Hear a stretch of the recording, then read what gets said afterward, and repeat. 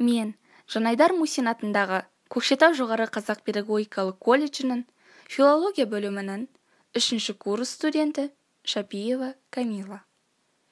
Құрметті оқушылар, сіздер бұл суреттен не көріп тұрсыздар? Әрине, кітапхана. Сондықтан да бүгінгі біздің өтетін тақырыбымыз Қазақстан кітапханалары. Оқу мақсаты: ауызекі және ресми стильдегі мәтіндердің тақырыбын, мазмұнын, тілдік ерекшелігін салыстыру.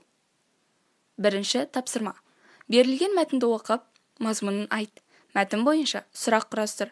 Тапсырманың дескрипторы: бірінші, мәтінді оқиды, 1 ұпай. Екінші, сұрақ құрастырады, 1 ұпай. Барлығы 2 ұпай.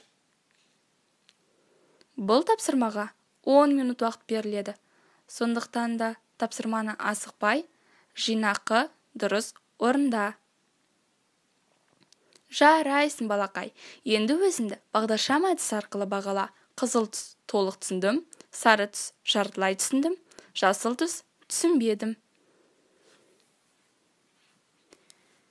Екінші тапсырма. Үстеулерді қатыстырып, кітапхана тақырыбына мәтін жазыңдар. Тапсырманың дескрипторы: бірінші, мәтін жазады, 1 ұпай. Екінші, үстеулерді қатыстырады, 1 ұпай. Барлығы 2 ұпай. Бұл тапсырмаға 10 минут уақыт беріледі. Сондықтан да тапсырманы асықпай, жинақы, дұрыс орында. Жарайсың, балақай.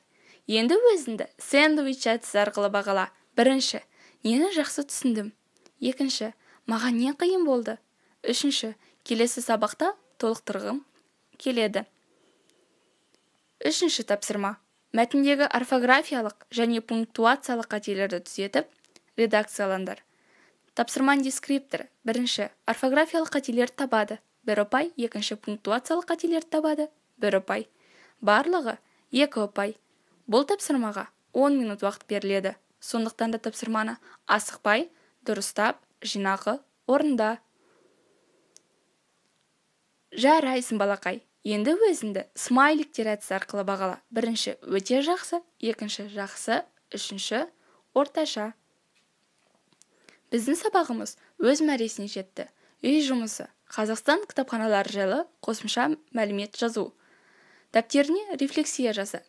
ББ әдісін сызып, білемін, білгім келеді, білдім, тізбегін толтыр.